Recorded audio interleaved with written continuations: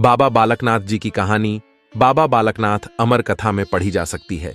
ऐसी मान्यता है कि बाबा जी का जन्म सभी युगों में हुआ, जैसे कि सत्य युग, त्रेता युग, द्वापर युग और वर्तमान में कल युग, और हर एक युग में उनको अलग अलग नाम से जाना गया।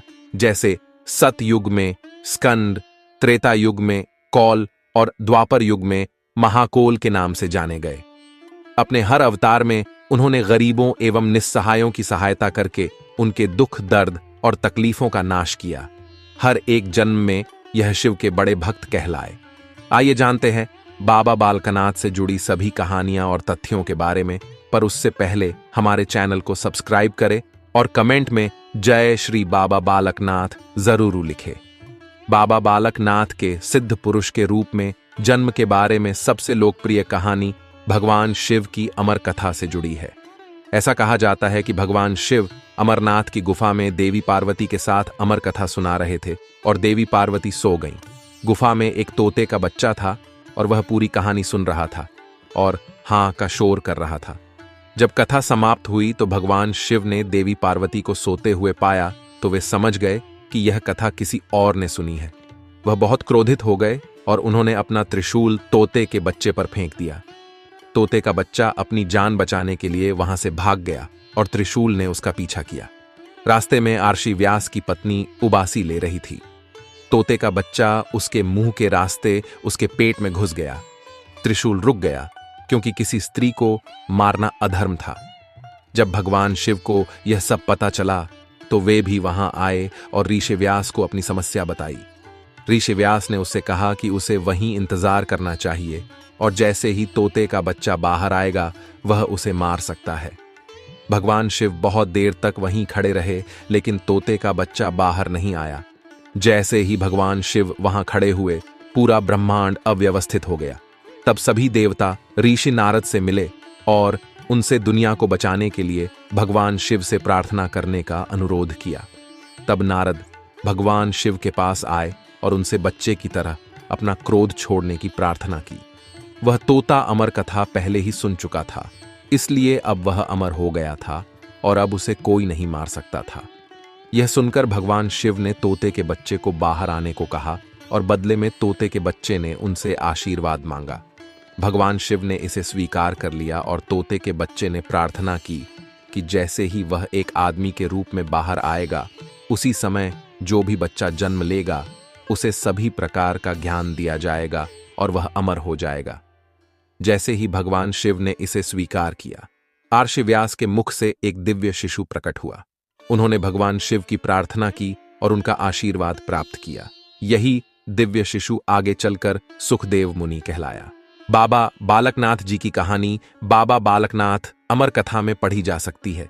ऐसी मान्यता है कि बाबा जी का जन्म सभी युगों में हुआ, जैसे कि सत्य युग, त्रेता युग, द्वापर युग और वर्तमान में कल युग, और हर एक युग में उनको अलग अलग नाम से जाना गया।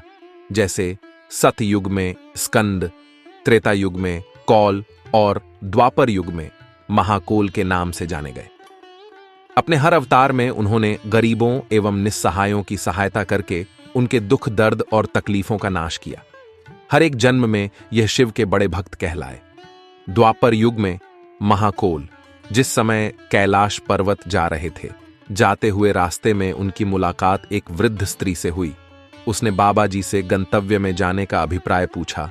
वृद्ध स्त्री को जब बाबा जी की इच्छा का पता चला कि वह भगवान शिव से मिलने जा रहे हैं तो उसने उन्हें मानसरोवर नदी के किनारे तपस्या करने की सलाह दी और माता पार्वती, जो कि मानसरोवर नदी में अक्सर स्नान के लिए आया करती थीं, से उन तक पहुंचने का उपाय पूछने के लिए कहा।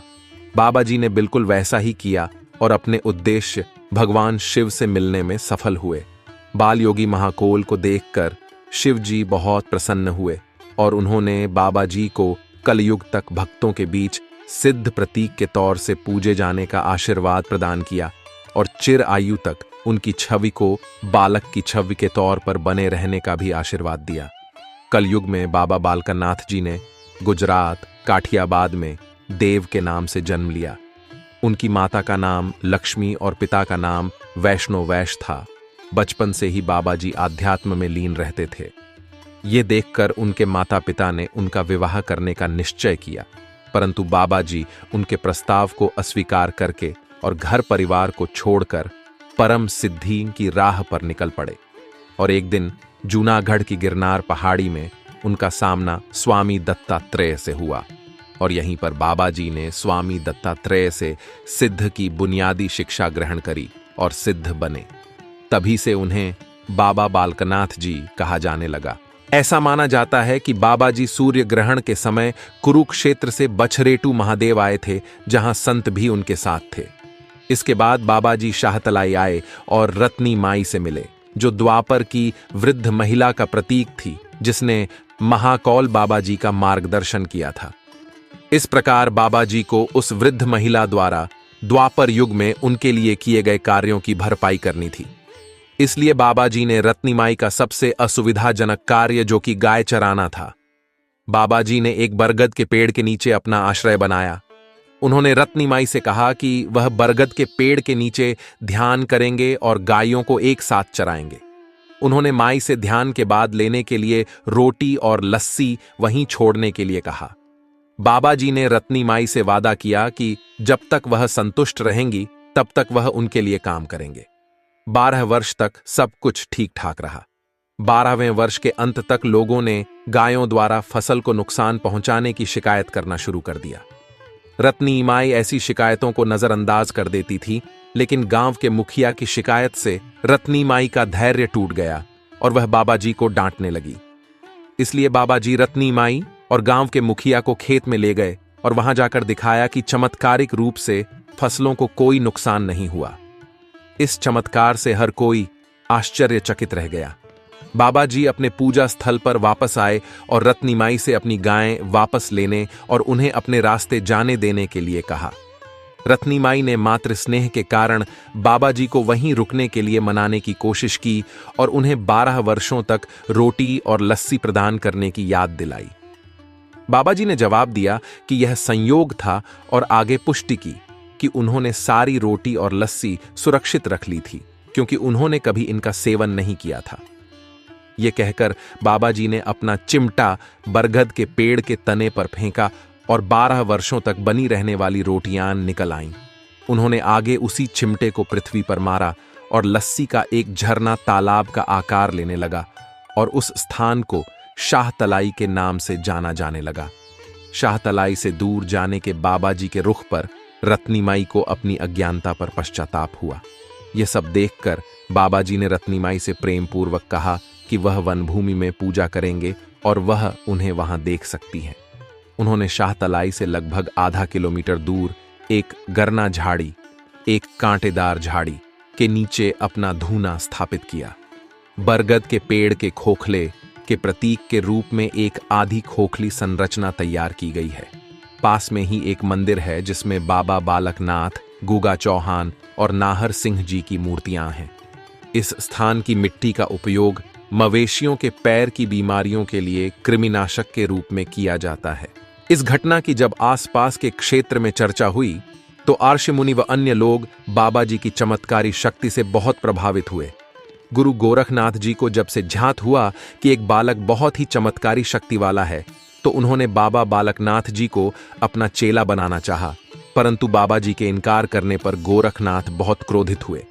जब गोरखनाथ ने उन्हें जबरदस्ती चेला बनाना चाहा, तो बाबा जी शाहतलाई से उड़ारी मारकर धौलगिरी पर्वत पर पहुंच गए, जहां आजकल बाबा जी की पवित्र सुंदर गुफा है।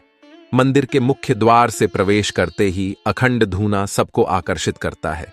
यह धूना बाबा बालकनाथ जी का तेज स्थल होने के कारण भक्तों की असीम श्रद्धा का केंद्र है। धूने के पास ही बाबा जी का पुरातन चिमटा है। बाबा जी की गुफा के सामने ही एक बहुत सुंदर गैलरी का निर्माण किया गया है, जहां से महिलाएं बाबा जी की सुंदर गुफा में प्रतिष्ठित मूर्ति के दर्शन करती हैं। सेवक जन बाबा जी की गुफा पर रोट का प्रसाद चढ़ाते हैं। बताया जाता है कि जब बाबा जी गुफा में अलोप हुए तो यहां एक द्योट दीपक जलता रहता था, जिसकी रोशनी रात्रि में दूर दूर तक जाती थी। इसलिए लोग बाबा जी को द्योट सिद्ध के नाम से भी जानते हैं। वर्तमान समय में महंत राजेंद्र गिरि जी महाराज ही सेवा कर रहे हैं। लोगों की मान्यता है कि भक्त मन में जो भी इच्छा लेकर जाए वह अवश्य पूरी होती है। बाबा जी अपने भक्तों की मनोकामना पूर्ण करते हैं, इसलिए देश विदेश व दूर दूर से श्रद्धालु बाबा जी के मंदिर में अपने श्रद्धा सुमन अर्पित करने आते हैं। दोस्तों, आज के वीडियो में इतना ही। आशा करते हैं आपको यह वीडियो पसंद आया होगा। ऐसे ही अन्य वीडियो देखने के लिए हमारे चैनल को सब्सक्राइब करें और वीडियो को लाइक करें।